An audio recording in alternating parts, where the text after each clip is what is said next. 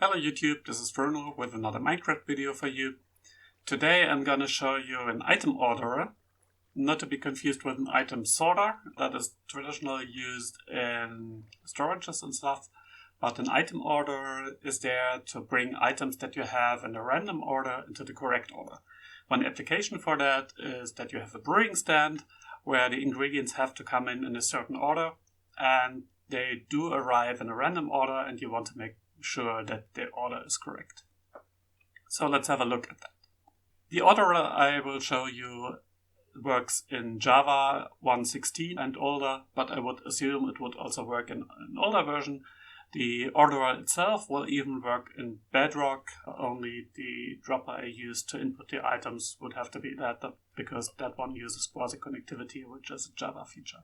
So let's have a look at this orderer. From the back, it just looks like any sorting system, any item filter that you have in an automated storage.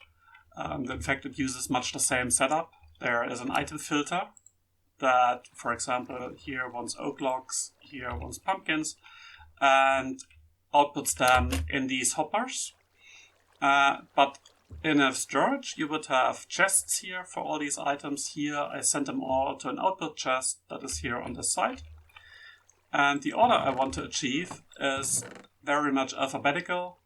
A the apple, B like bone, C for carrot, and so on. So let's empty that one. The condition is that only one item of each type comes in. So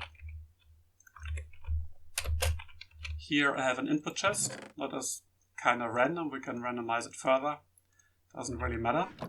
So let's copy that and place it on the input. So this is the input hopper. Now it's locked using this lever.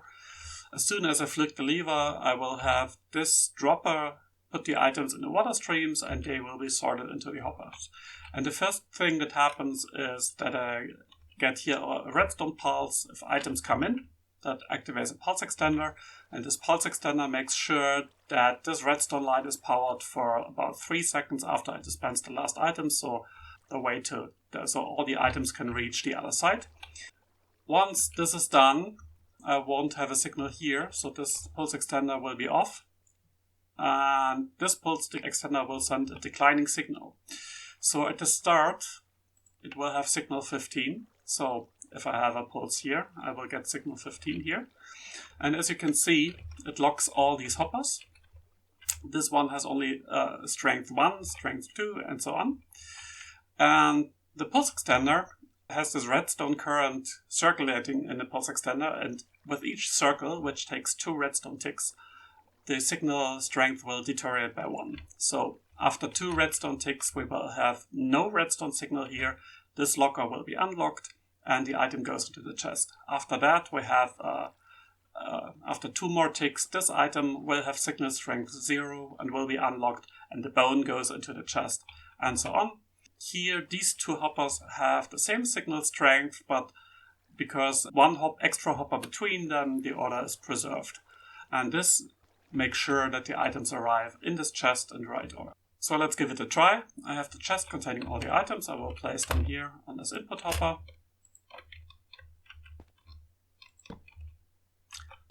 Flick the lever. The items are dispensed into the water stream. Go into this hopper for a very short time. You will see that here, should the rocket arrive, here the empty map. And now the pulse goes off and the items slowly make their way into this chest. And as you can see, it's precisely the hopper the order that we want. A, B, C, D, E, and so on. Okay, why do we have to use this system here? One could think that if I just use this redstone line and disable it all at once, so let's actually cut off this pulse extender here, that this might work too, but unfortunately it doesn't. So let's do the same maneuver again. Items are dispensed here. So you can see we have 1 item in each hopper. There's the apple, there's the bone, there's the carrot. But if we unlock all these hoppers at the same time, unfortunately, it's not quite the correct order. it kind of looks like the correct order, but here you can see A is okay, B is okay, but then the caret has suddenly moved to the end. Then we have the diamond, but E, the empty map, is suddenly here. And what happens is that the hoppers are not ticked at the same time, or in the correct order. If we would make sure that this hopper always outputs the item first before this hopper sends the item this way, then everything would work. So you see that the caret ended up in the last slot. And why did this happen? Probably, I assume that because this hopper was ticked before this hopper. So this hopper, there was a caret in there, and here we had a bone, and this hopper sent the caret in this hopper. So we had a bone and a caret.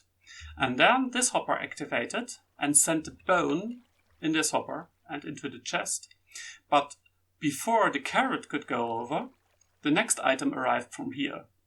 So in this way, because the hoppers are not ticked in the order that we want, it can happen that the order gets scrambled.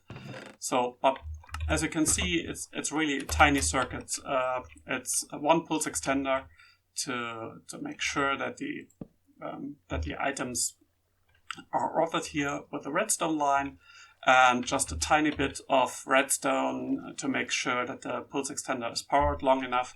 So this is a really simple system. I would assume that it might take about 10 seconds until the last items arrives in the output chest. But if you have an application like a brewing stand, that time is quite acceptable. Now let's have a look at the actual application. So here we have the ingredients for a brewing stand, and we have here shulker boxes that contains the ingredients for potions. So here in this shulker box we have the ingredients for a potion of slowness 4, a lingering potion, and of course the nether wart would go first, then we need the sugar, then the fermented spider eye, then the glowstone that makes it potion 4, and then the dragon breath.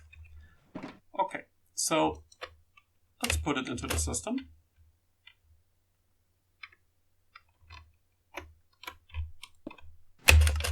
There we go. Same system. So in the end we have a brewing stand here. And as we can see, the nether wart comes in first. And in a moment we get the other items in the correct order. Sugar, fermented spider eye, glowstone dust. And the brewstone stand will start brewing in a moment. So this is an automatic brewing stand that I have described in another video. I will give you a link in the description. It's quite nice. It's 2-way tileable, really simple and fully automatic. It will detect when items come in and brew the potions automatically if we give it a water bottle supply here. And in the end, the potions will be output in this box, in this chest here. Of course, this has one minor drawback. We can't sort unstackable items here. And there's the turtle master potion that needs a turtle shell, which is not stackable. But if you have a closer look at the brewing recipes, you don't need to set up all these items, because the schematic for brewing is that the nether wart is always first, then come various ingredients, like for example the turtle shell or golden carrot or sugar. Then we have the fermented spider eye, which inverts the potion, and then we have the modifier that make the potion stronger or make it last longer or make it a splash potion or a lingering potion. So essentially the recipe that we have is nether wart first, then whatever comes in here second, and then the rest in this order. And this is what I have set up here. Don't get confused by the composters, they're just there to reduce lag, so you should always put composters on hoppers if they don't want to get items from above. So as you can see here, this is the potion where the nether wart comes in, and the hoppers here go from the side this way and go in here. So the nether wart will end up here in this hopper. Whatever item is not sorted, so there's no filter here, all the remaining items will come here, except for the items that are filtered out here.